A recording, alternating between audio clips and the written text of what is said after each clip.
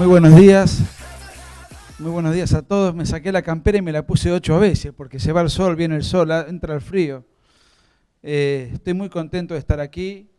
Estamos muy agradecidos y fundamentalmente a los pastores, al pastor Bernardo, al pastor Cataño, gracias por haber confiado en nosotros y poder compartir con ustedes un rato en un lugar tan lindo como, menos mal que no llovió, en un lugar tan lindo como este.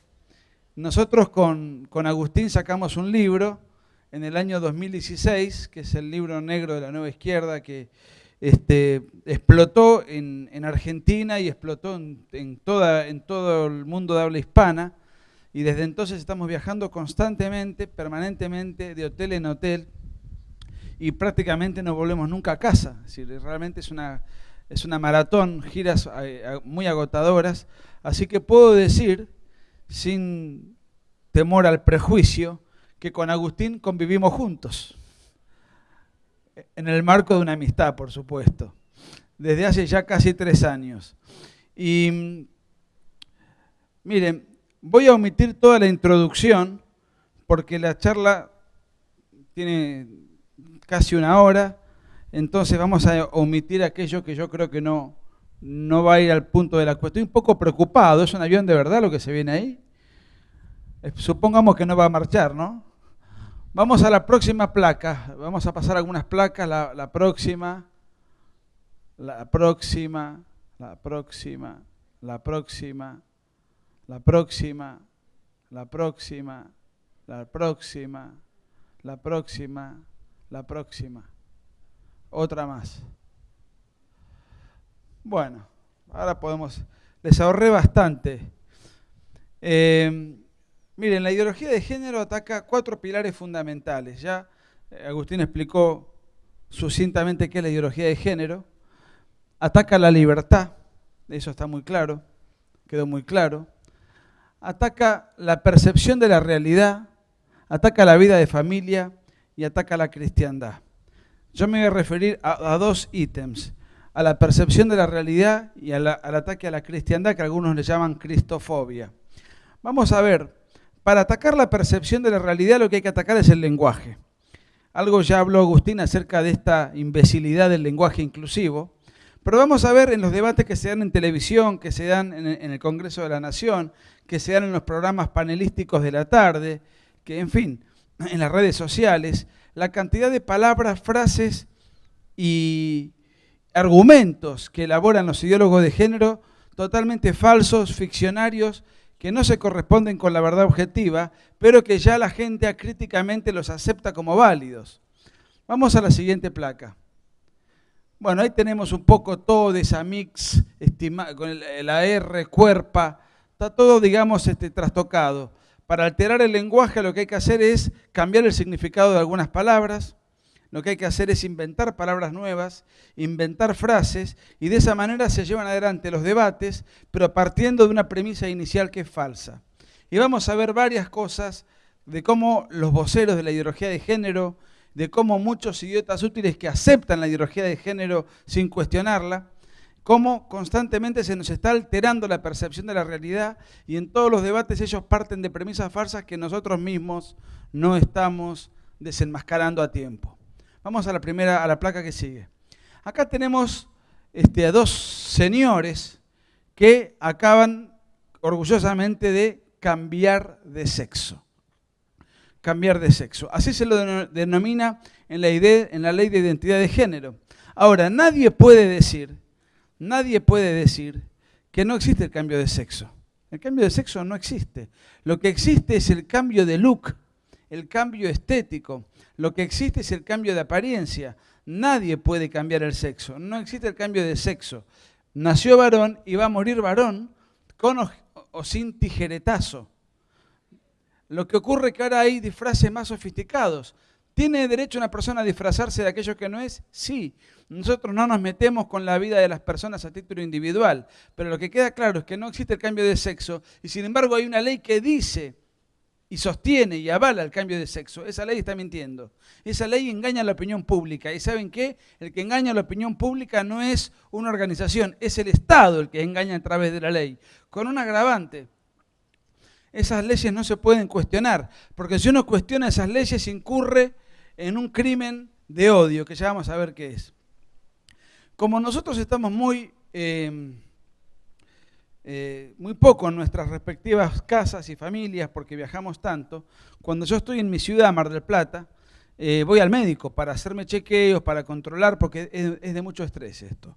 Esto de estar hablando y batallando sobre estos temas de una manera continua. Voy al médico y la última vez que fui a hacerme un chequeo general, le digo, ¿qué pasa, doctor, si yo lo vengo a ver a usted y le digo que me autopercibo sin mi brazo izquierdo? Mi brazo izquierdo no me representa, no va con mi identidad, yo me autopercibo con un solo brazo. De modo que lo vengo a ver a usted para que usted me derive a un cirujano y me corte el brazo izquierdo. ¿Usted qué haría? ¿Me deriva al cirujano? No, yo te derivo al psiquiatra, me dice. Muy bien, creo que tiene razón. ¿Y qué pasa si yo le vengo a hacer exactamente el mismo planteo, pero respecto de mis genitales? No me autopercibo con mis genitales, no los quiero. Quiero que me los corten. ¿Usted me manda al psiquiatra?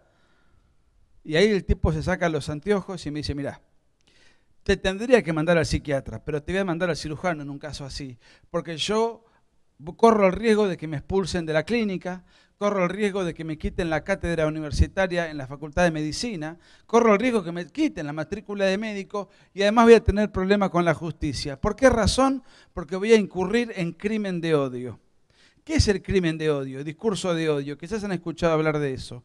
El discurso de odio, en realidad, es una nueva forma que utilizan estos lobbies para silenciar nuestra postura. ¿Qué es, en verdad, en términos reales, el discurso de odio? Es cualquier manifestación gestual, verbal o escrita en desacuerdo con la ideología de género. Es cualquier manifestación gestual, verbal o escrita en desacuerdo con la ideología de género. Nadie la puede cuestionar públicamente o de manera desembosada, porque ese alguien va a tener problemas con la justicia, tal como nos mostró Agustín en casos emblemáticos de periodistas argentinos.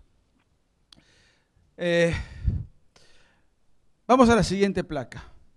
Acá tenemos otro caso que se dio en el año 2010, que se institucionalizó en Argentina y que va avanzando en todos los países de Occidente, que es el matrimonio homosexual. La realidad es que el matrimonio homosexual no existe. Es un invento del lobby, es un invento institucionalizado que engaña a la opinión pública. ¿Cómo es que no existe el matrimonio homosexual? Si hay leyes que permiten y avalan tal cosa, correcto, pero son leyes injustas que faltan a la verdad. Así como hay leyes que hablan del cambio de sexo y el sexo nunca en la vida se puede cambiar, lo que puede hacer uno es disfrazarse, pero no cambiar el sexo. También hay leyes que engañan y dicen que existe el matrimonio homosexual. ¿Pero por qué yo digo que no existe? Porque como su nombre lo indica, la palabra matrimonio es matrimonium. ¿Qué es la matriz? La matriz es el útero materno, por eso se llama matrimonio, viene de maternidad. El matrimonio es la unión a partir de la cual, por las cualidades inherentes del vínculo, existe la posibilidad o la potencialidad de maternidad. El matrimonio es la unión a partir de la cual, por las características o cualidades de ese vínculo, existe la potencialidad de la maternidad. Si yo me caso con mi perro, ¿puede haber maternidad en ese vínculo? Entre dos personas del mismo sexo, ¿puede haber maternidad en ese vínculo? Entre una mujer y la estación de trenes, como puso Agustín, ¿puede haber maternidad en ese vínculo? De ninguna manera. Obviamente un hombre y una mujer pueden unirse y a lo mejor nunca ser padres, pero la potencialidad siempre está por las características que tiene el vínculo. Por eso se llama matrimonio, porque es una institución en defensa de la maternidad. ¿Qué significa la maternidad? En defensa de la mujer y en defensa de la criatura. Pues bien, en Argentina se institucionalizó y hace 10 años que tenemos este tipo de uniones en desacuerdo con la naturaleza, legalizadas, institucionalizadas y lo que es más grave, como ya les dije, no se lo puede cuestionar, porque cuestionarlo sería incurrir en crimen de odio. Entonces, no existe el cambio de sexo y tampoco existe el matrimonio homosexual. Existe el engaño legal, el artificio político que lo institucionaliza a través de leyes en desacuerdo con la verdad objetiva. Vamos a la próxima placa, por favor.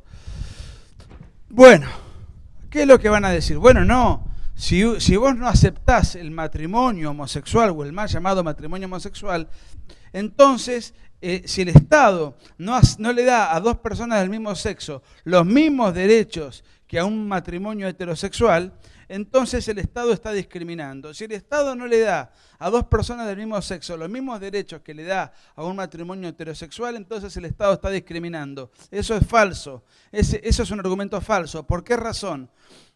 Les voy a poner un ejemplo. Si un ciego le pide al Estado que el Estado le otorgue el carnet de conducir, ¿y el Estado qué tiene que hacer? ¿Le tiene que entregar el carnet de conducir o le tiene que negar el carnet de conducir? ¿Qué opinan ustedes? El ciego les pide al Estado que le dé el carnet de conducir. ¿El Estado qué tiene que hacer? Pero es un Estado ciegofóbico entonces. Entonces fíjense cómo el Estado tiene que tratar al ciego en su dignidad. Tiene que respetarle los derechos que puede ejercer. Lo que no puede es otorgarle el carnet de conducir. ¿Por qué razón? Porque un ciego no puede conducir. De la misma manera, a un individuo que tiene una tendencia homosexual hay que respetarle en su dignidad y hay que respetarle los derechos que efectivamente puede ejercer. Lo que no puede ejercer son derechos matrimoniales. ¿Por qué? Porque su vínculo, el vínculo que pretende, no es un vínculo matrimonial, no es un matrimonio. ¿Por qué? Porque por las cualidades inherentes de ese vínculo no hay ninguna posibilidad ni potencialidad de maternidad. Y ahí aparece el argumento sucesivo que dice, no, si no se le da a dos personas del mismo sexo los mismos derechos que se le da a una pareja heterosexual, entonces no van a poder adoptar. Y si no pueden adoptar, los estamos discriminando porque ellos tienen el derecho a la adopción. Y acá estamos desnaturalizando algo que es muy importante. No existe el derecho a adoptar. Existe el derecho del niño a ser adoptado. La adopción no es un derecho del adoptante, es un derecho del niño a ser adoptado. Ninguna duda cabe que la adopción es un acto de amor, es un acto de altruismo. La gente que adopta niños es un acto de mucha generosidad, pero desde el punto de vista de los derechos, es un derecho del niño a ser adoptado, no es un derecho del adulto. ¿Y derecho a qué tiene el niño? A que le sea devuelto aquello que el niño ha perdido. ¿Qué es lo que el niño ha perdido? A mamá y a papá.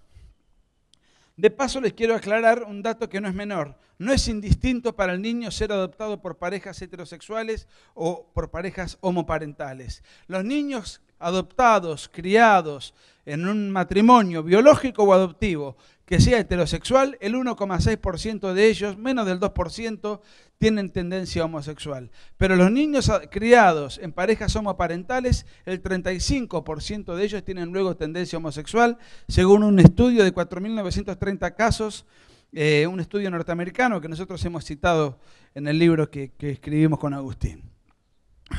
Bueno, vamos, ahora bien, si yo no creo en el cambio de sexo, si yo no creo en la existencia del matrimonio homosexual y si yo desaconsejo la adopción homosexual, ¿qué soy entonces? ¿Cómo me van a calificar? ¿Cómo me van a tildar? Me van a tratar de homofóbico. Siguiente placa.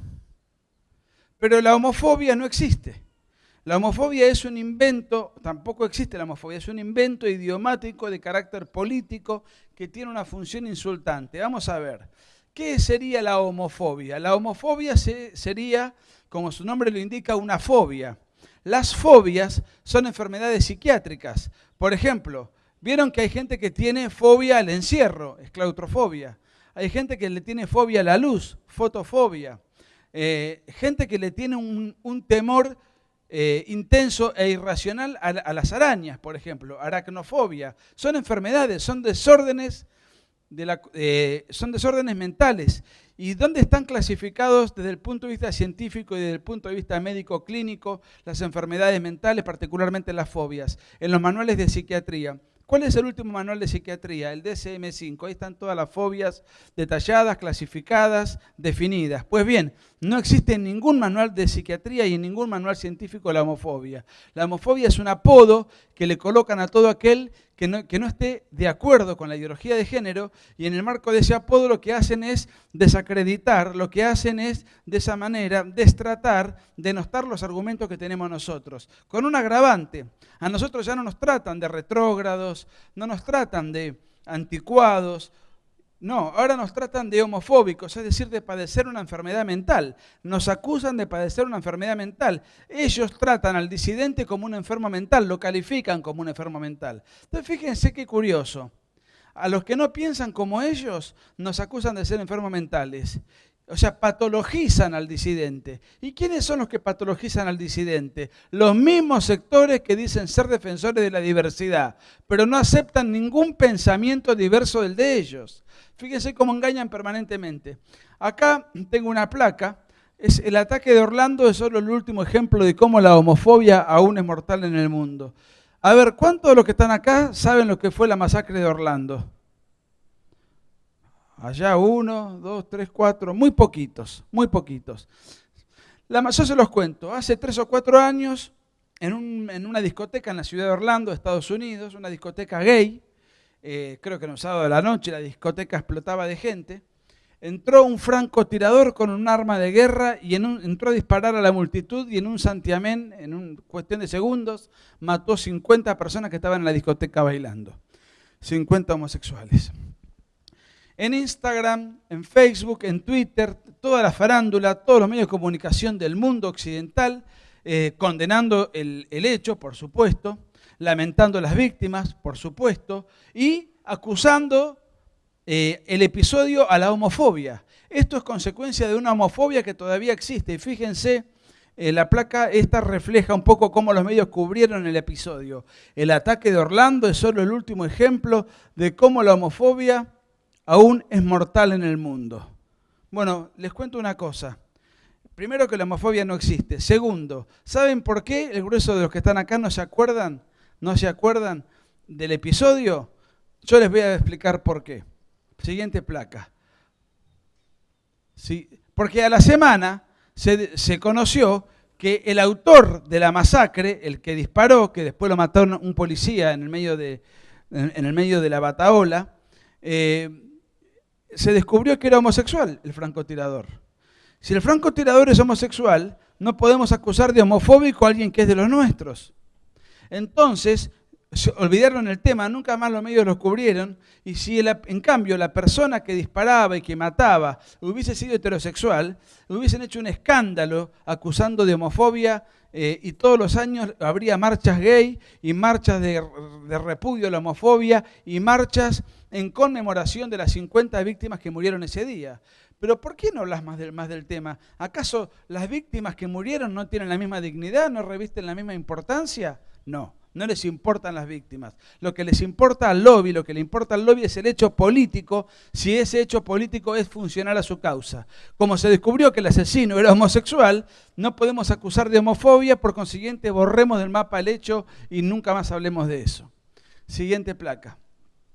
Bueno, ahora en algunos países de Europa se venden pastillas contra la homofobia.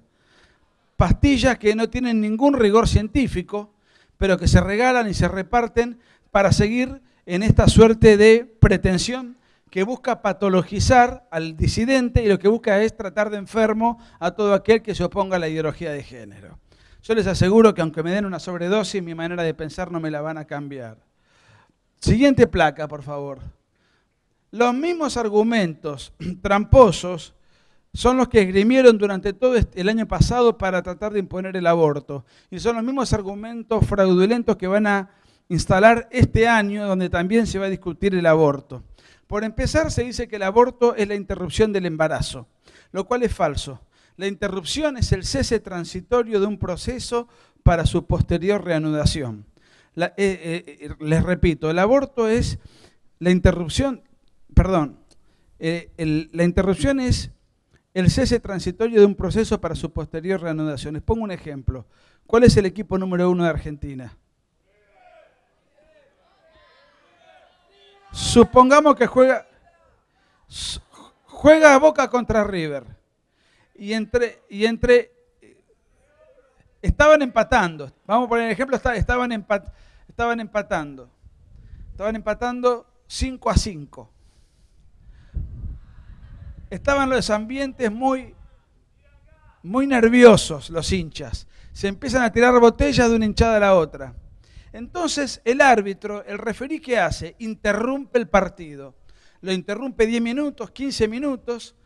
El partido queda congelado. Luego los agresores de un lado y otro son detenidos por la policía. Se calman los ánimos y el partido sigue. Al otro día, ¿qué va a decir el diario? Se interrumpió 15 minutos. El árbitro lo tuvo que interrumpir, pero después el partido sigue. Cuando se produce un aborto, ¿el embarazo sigue? ¿Y por qué le llaman interrupción? Le llaman interrupción porque es un lenguaje mucho más amable para penetrar en la opinión pública y engañarla. Porque si utilizan la palabra técnica, tendríamos que decir que es un homicidio prenatal, porque la vida humana empieza desde la concepción. ¿Quién dice que la vida humana empieza desde la concepción? ¿Lo dice el pastor? ¿Lo dice la Biblia? ¿Lo dice la ciencia? Lo dice la ciencia más moderna, y nosotros que fundamos nuestra posición en la ciencia más moderna nos acusan de místicos y nos acusan de dar un argumento de carácter religioso, cuando nosotros no damos un argumento de carácter religioso. Por supuesto que la religión tiene una posición tomada porque hay un mandamiento que dice no matarás. Lo que pasa es que estos voceros del aborto van a decir que la vida humana empieza o después del nacimiento o después de... No, mentira. Empieza a partir de la concepción porque así lo dice la ciencia más moderna. Después dicen respecto al aborto que es un derecho de la mujer. ¿Derecho a qué? A disponer de su propio cuerpo. Nosotros con Agustín estamos absolutamente de acuerdo en que una mujer pueda disponer de su cuerpo.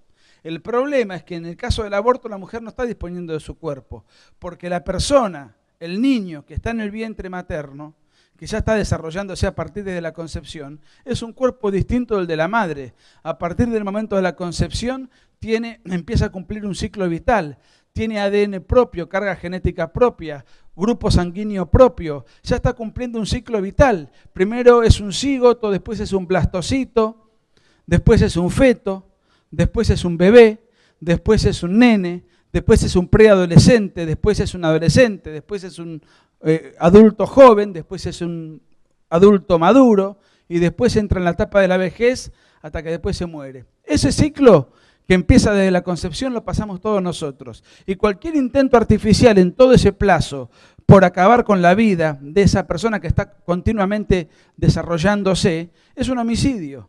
Un homicidio que puede ser prenatal o puede ser postnatal, pero no deja de ser un homicidio. Sin embargo, todos estos malabarismos lingüísticos, todos estos engaños son promovidos por los lobbies de turno. Vamos a la siguiente placa. Y fíjense, todo esto inherente a la imposición de leyes que habiliten el aborto, se dice que hay que habilitarlas y aprobarlas en aras de la salud reproductiva. Sin embargo, fíjense qué cretinos que son como mienten. ¿Puede ser una política de salud aquella en la cual una mujer embarazada, es decir, 2 personas ingresan a un hospital, una vuelve viva y la otra la matan en el hospital mismo? ¿Puede ser una política de salud aquella en la cual 2 personas ingresan al hospital vivas y una sola sale viva, una sola vuelve viva? A eso le llaman política de salud. Peor aún, ¿puede ser una política reproductiva? Si lo que se busca con el aborto es que no haya reproductividad. Fíjense cómo no hay dato ni palabra, no hay aforismo ni frase que no tenga un engaño. Siguiente placa. Acá lo tenemos otra vez al personaje, el señor Flor de la B, que fue al Congreso de la Nación, en la Cámara de Diputados, a exponer en favor del aborto. No solamente fue él, sino que él dirige una suerte de sindicato de travestis que van a las marchas feministas a hablar a favor del aborto y a exigir que les otorguen el derecho al aborto. ¿Para qué quiere un travesti el derecho al aborto? Ahora, fíjense, desde el punto de vista de la ideología y de la lógica que les da la ideología, si yo no soy aquello que soy conforme a mi naturaleza, sino que yo soy aquello que me autopercibo ser, y me autopercibo como mujer, por consiguiente tengo derecho a demandarle al Estado la condición de mujer, que me dé el rol de mujer. Y por consiguiente tengo derecho a decirle al Estado que me dé los derechos propios de la mujer. Y si el aborto, en lugar de ser un homicidio prenatal, es un derecho de la mujer a disponer de su cuerpo, yo entonces tengo derecho a exigirle al Estado que me otorgue el aborto seguro, legal y gratuito. Eso desde el punto de vista de la lógica. Ahora, desde el punto de vista de la ciencia, desde la lógica de la ideología que tienen ellos. Desde el punto de vista de la ciencia, tienen motivos sobrados para creer que está embarazado, porque hace varias semanas que no le viene la menstruación. Vamos a la siguiente placa. ¿Ustedes usan redes sociales? ¿No? ¿Sí o no? ¿Twitter? Instagram, Facebook, Tinder. Nunca nadie usa Tinder, no les creo, pero bueno. Todo el mundo siempre me dice que Tinder no sé quiénes son los que usan Tinder porque nunca conocí a nadie que me lo diga. Miren lo que dice el diario La Nación. Facebook permite elegir entre 54 opciones de género en el perfil de usuario argentino. En este momento en Argentina tenemos 54 identidades de género que uno puede inscribirse en una red social y ya se está discutiendo en el Parlamento ampliar el abanico de posibilidades a 67 identidades de género. Fíjense la inventiva, se las voy a leer para que las conozcan. Uno puede elegir ser femenino, masculino, ¿hasta ahí vamos bien? Androginx, andrógino, andrógina, trans masculino, trans femenino, varón trans, hombre trans, mujer trans, transexual, travesti, transgénero femenina, transgénero masculino, queer, intersex, intersexual, ninguno. Ninguno es una categoría de género. Hay que tener baja la autoestima para ponerse ninguno. Ninguno. Muy bien. Neutro es otro. Neutro. Tipo dubitativo este.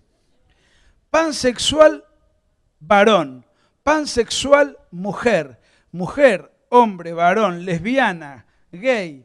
Asexual, mujer. Asexual, varón. Mujer bisexual, varón bisexual.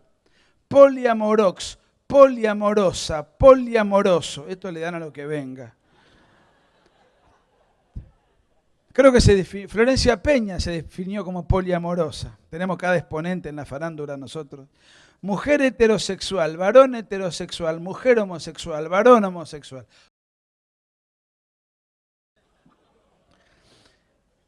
Y este es el más llamativo para mí. Esto no es un chiste, esto es de verdad. Acá tienen la tapa del diario La Nación. O por lo menos no sé si la tapa es un ejemplar. Miren, una mujer puede elegir ser heteroflexible.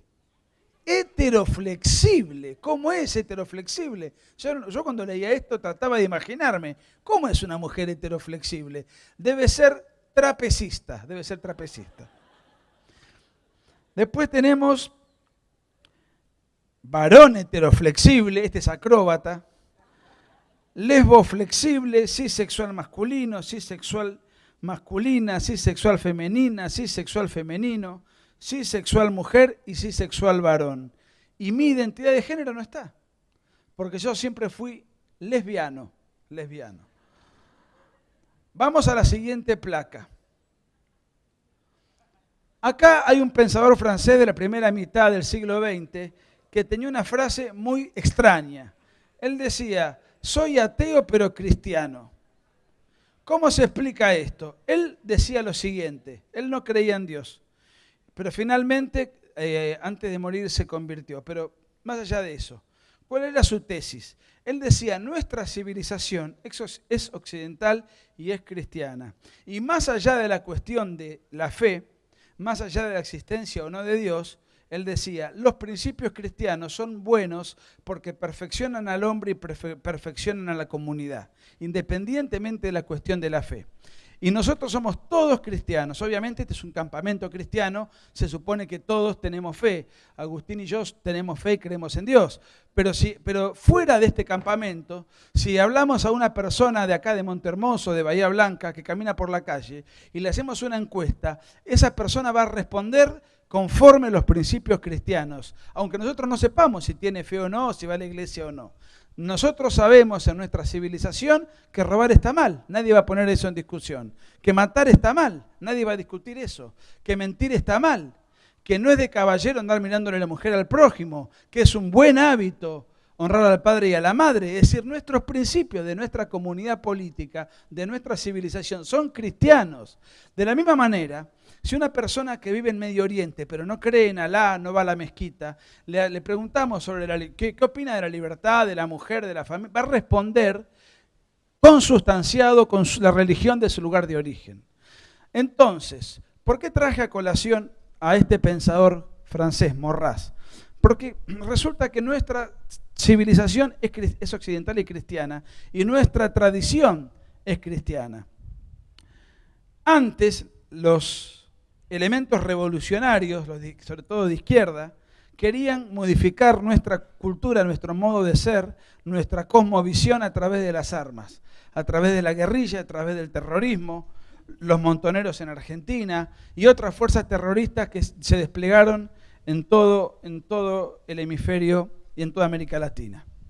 Como ahora la revolución pretende cambiar nuestro modo de ver el mundo, pero no desde una perspectiva con armas armamentísticas, sino desde una perspectiva cultural, antes las guerrillas y el terrorismo tenían un enemigo. ¿Cuáles eran esos enemigos? Eran las Fuerzas Armadas. ¿Por qué? Porque las Fuerzas Armadas eran la institución que se encargaba de custodiar y de defender el orden constituido ante una agresión interna o una agresión externa. Como ahora la agresión es cultural, ¿cuál es el gran enemigo de la revolución cultural? El gran enemigo de la revolución cultural es la tradición cultural de una comunidad. ¿Cuál es la tradición cultural de nuestra comunidad? Es la tradición cultural cristiana. Por eso ahora vamos a ver el odio de las marchas feministas y de los grupos LGBT y de los grupos abortistas y de todo este conglomerado de organizaciones que ahora están a la palestra, el odio que tienen contra todo lo que tenga olor a cristiandad. Vamos a la siguiente placa. Esto es, fíjense que son placas de muchos países porque en todos lados operan en red. Esto es Madrid. Arrasaron con un oratorio, dicen educación laica y aborto libre, y rompen los oratorios, ingresan allí, le pegan a todo el mundo. Vamos a ver algunas placas al respecto. Siguiente placa. ¿Conocen este caso? Este es un pastor cristiano en Chile. En Chile, durante el gobierno socialista de Michelle Bachelet, se buscó imponer la agenda de género en todo su esplendor. Este pastor salió al ruedo, se opuso, fue a un programa de televisión, desplegó el trapo multicolor tan característico de la comunidad homosexual y fíjense lo que hizo. Siguiente placa. Lo puso en el piso como una alfombra para limpiarse los zapatos. Esto generó un escándalo en Chile y sobre todo en el conductor, que el conductor es homosexual confeso. Y si no lo hubiese confesado se nota por el color de la ropa que tiene, ¿no? Pues bien, se armó un escándalo, el programa se levantó del aire, al pastor lo quieren meter preso ahora y además el locutor le hizo una denuncia civil por daño, perjuicio multimillonaria. Ahora bien, este señor, que se sintió el conductor, que se sintió ofendido en sus sentimientos, que se sintió agredido y que entonces ahora va a demandar al pastor, semanalmente es actor y tiene un programa cómico. Siguiente placa. En el programa cómico hace de cura siguiente placa, por favor. Hace de cura en donde se burla de la condición sacerdotal, donde el que está al lado hace de pareja y donde la que está disfrazada de monja es una monja que por las noches baila el caño en un cabaret. Esto no es crimen de odio. O sea, él puede sentirse ofendido porque el pastor Soto desplegó el trapo sodomítico, pero él, sin embargo, ofende a una religión todas las semanas en su programa cómico. Siguiente placa, por favor. Bueno, este es un mutante que vemos ahí marchando, muy preocupado. Esto fue la época de la campaña presidencial en Brasil. Dice, bancada evangélica retroceso. Preocupadísimo porque los evangélicos son muy fuertes en Brasil y estaban apoyando la candidatura de Bolsonaro. Pero fíjense cómo en todas las marchas está siempre el atentado, el ataque, los cánticos, los grafitis, las pancartas contra todo lo que tenga algo de cristiandad. Siguiente placa. Muy bien, esto es Europa, dice no a la islamofobia, no al racismo, ni al fascismo, sí a la igualdad y a la diversidad. En esta marcha es muy curioso, hay tres grupos que están marchando juntos. Por un lado el lobby LGBT, por otro lado los lobbies feministas y por otro lado, algo que para nosotros es muy lejano, pero en Europa tiene mucha vigencia, los grupos islámicos radicales, extremistas, fundamentalistas. Marchan juntos pidiendo derechos, igualdad, etc. Ahora uno dice, ¿cómo es que marchan juntos? ¿Cómo vive la mujer en los países donde prevalece el Islam? Miren, desde que nace, vive tapada y no puede mostrar ni el dedo meñique. Si es sospechada de adulterio, la revientan a piedrazos públicamente hasta matarla. No puede votar, no puede opinar, no puede heredar. ¿Y cómo viven los homosexuales en los países donde está el Islam como religión oficial o en los países teocéntricos? Bueno, en este tipo de países la homosexualidad está castigada en el Código Penal y si se encuentra a alguien practicando un acto homosexual se lo castiga con pena en la horca, se lo mata en la horca asfixiándolo. ¿Y por qué marchan juntos entonces si hay contradicciones tan evidentes? Porque acá no importa ni el feminismo, no importa la lobby LGBT y no importa el Islam. Acá lo que importa es atacar la cristiandad. Y en el afán de atacar la cristiandad, todos estos grupos se juntan porque odian la cristiandad por diferentes motivos. Entonces marchan juntos en diferentes peregrinaciones y protestas que se hacen en Europa. Siguiente placa. Bueno, acá no se puede percibir muy bien porque lo tapa la hélice. Esto es en el Día de la Mujer en Tucumán. Una activista se disfrazó de María y con otras que están ahí auxiliándola, están parodiando que está haciendo un aborto. Yo les pregunto, ¿a quién está abortando? ¿A quién está abortando? A Jesús. Entonces fíjense cómo esto fue el Día Internacional de la Mujer, 8 de marzo. Fíjense cómo todas las marchas en realidad no reclaman derechos de la mujer, sino que lo que reclaman, o mejor dicho, bajo la pantalla de que a la mujer se le otorguen derechos, en realidad lo que se está haciendo es un ataque deliberado a la cristiandad. Siguiente placa. Bueno, acá vemos dos lesbianas disfrazadas de monjas. Siempre la parodia antirreligiosa está a la orden del día en cada marcha. Siguiente placa. Bueno, acá vemos, esto fue el año pasado, hay una burla al Papa Francisco y hay mujeres con, bueno, el dorso desnudo, pidiendo el aborto libre, grupos de izquierda, en fin. Siguiente placa. Este es un chico homosexual que cuando iban a quemar los travestis y las lesbianas iban a quemar la catedral, él fue a defender la catedral porque es católico, pero es homosexual. Pero como fue a defender la catedral, lo reventaron a piedrazos y le rompieron la trompa y terminó tirado en el piso, desmayado. ¿Cómo es esto si es homosexual? Claro, es que no importa si es homosexual o no, lo importante es si juega o no para nosotros. Ese es el asunto y la lógica del lobby LGBT y del lobby feminista y de todos estos grupos. Siguiente placa. Bueno, esto es Francia, entraron las feministas a un templo a tratar de arrasarlo, siempre semidesnudas. Siguiente placa. Esto es Salta, escupitajos a gente que estaba orando y que estaba haciendo una especie de cordón humano para que no entren las feministas a romper el templo. Siguiente placa. Bueno, esto es Venezuela, se juntaron ahí una estatua de Cristo para hacer su respectiva marcha. Siempre están atacando la fe en cada marcha. Siguiente placa. Bueno, esto creo que es la Catedral de Buenos Aires. Pueden ver ahí varias feministas defecando. Fíjense. ¿Qué tiene que ver esto con los derechos de la mujer? Absolutamente nada. Todo lo que tiene que ver es cómo constantemente se está atacando cualquier institución que tenga alguna reminiscencia religiosa. Siguiente placa. Bueno, acá también vemos una mujer, una lesbiana disfrazada de sacerdote o de obispo. Siguiente placa. Bueno, acá también lesbianas, feministas de izquierda. Esto es México. Siguiente placa. Siguiente placa, por favor. Bueno, esto es mi ciudad, Mar del Plata. Yo les cuento, cuando vi esta foto, en el fondo me alegré. Fíjense lo que dicen, tienen en su cuerpo anotadas consignas. Dicen, puta pero no tuya, libre, yo aborté. Disculpen el exabrupto verbal, pero estoy leyendo textual. Ahora, fíjense lo siguiente. Yo acá, atrás hay un templo y hay una valla para que no pasen del templo. Yo cuando vi esta foto, en el fondo me alegré, porque digo, si es cierto que vivimos en un sistema heteropatriarcal, opresor, insensible, que a la mujer este sistema la subyuga y la somete y la esclaviza, por lo menos tenemos que reconocer que la mujer hambre no pasa.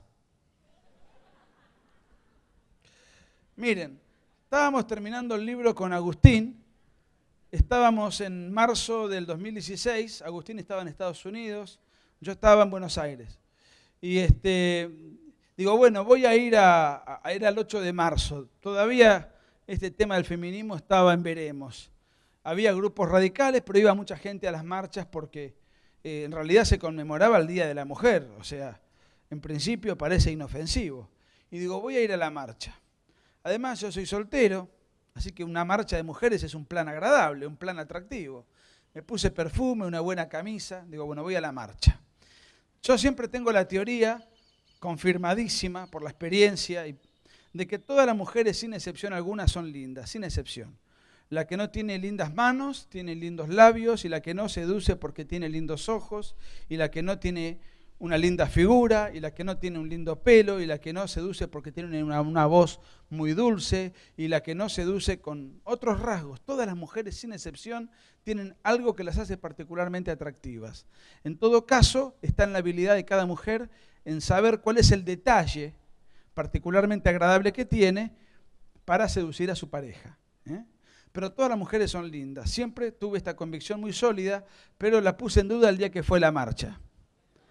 La puse en duda porque todo es desagradable a propósito, son feas a propósito. No porque hayan nacido feas, sino porque se preparan estéticamente con el deliberado y explícito afán de desagradar. Si la marcha es el 8 de marzo, desde el 1 de marzo que ya no se bañan para ir asistiendo a la marcha de una manera. Yo quería hacer una suerte de paseo sociológico y me encontré haciendo un paseo zoológico ahí adentro. En medio de toda esta atmósfera turbia, sórdida, antiestética, maloliente, desagradable que yo estaba transitando, en contraste veo una columna de mujeres lejos, muy bien vestidas, recién salidas de la peluquería, arregladas, voluptuosas y glamorosas. Entonces yo me acerqué con mucho entusiasmo, pero era la columna de los travestis. No es mi tarde de suerte, no es mi tarde de suerte. Pues bien, además yo preguntaba, ¿para qué quieren abortar si nadie les va a tocar un pelo? ¿No? Muy bien, siguiente placa, por favor. Bueno, fíjense, esto es contra el patriarcado, atacando un templo. Esto es en Uruguay. Fíjense la cantidad de placas de países distintos. No es un problema argentino, es un problema global, como bien lo dijo Agustín. Es un ataque a la civilización occidental y cristiana, por añadidura. Siguiente placa. Bueno, acá entraron al templo, esto es Bélgica, y empezaron a atacar y agredir al sacerdote sentado, un hombre mayor. Fíjense cómo están vestidas, por eso les digo, son feas a propósito. Siguiente placa, por favor. Esto es Brasil, un travesti disfrazado de Jesucristo y simulando la crucifixión propiamente. Siguiente placa. Bueno, esto es Argentina 2018, fíjense, prendiendo fuego el templo. Siguiente placa. Bueno, esto es Costa Rica, siguiente placa. Esto es España, fíjense cómo todas las marchas feministas terminan en el mismo lugar. Siguiente placa. Esto es en el Vaticano, un tetazo en el Vaticano. Siguiente placa.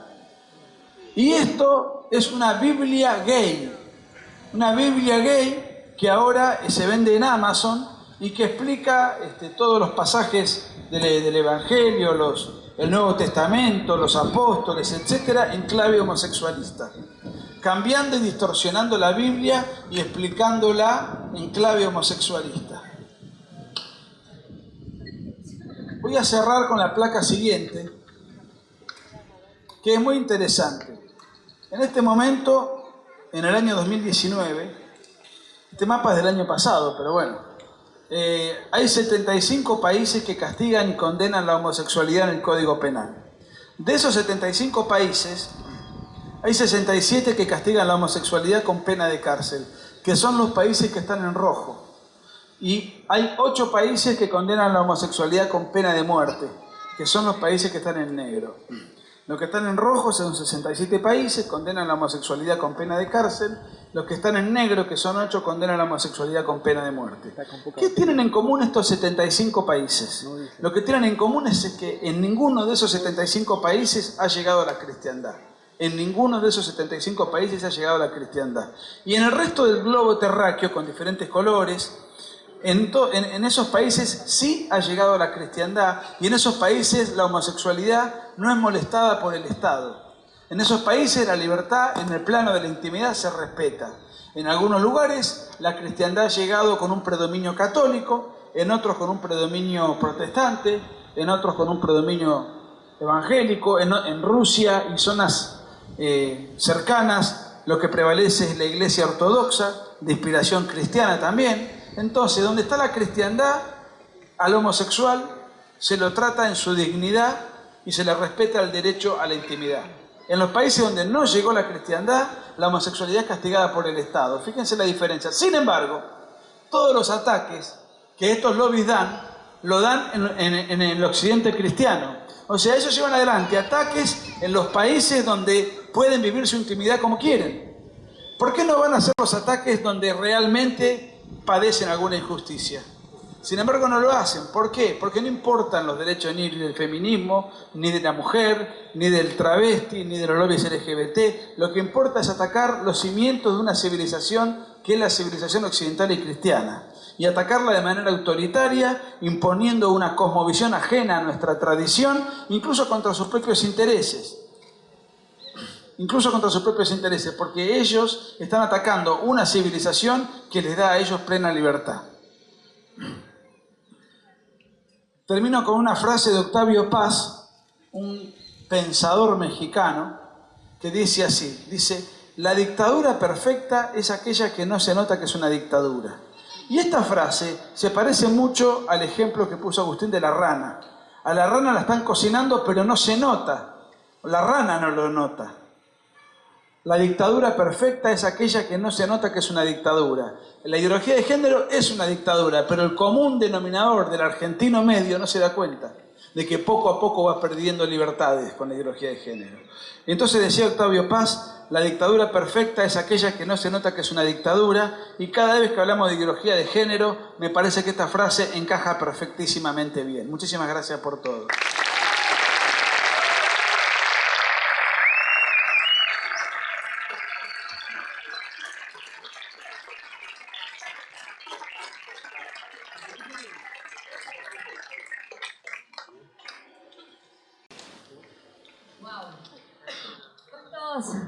¿Han aprendido algo en esta mañana?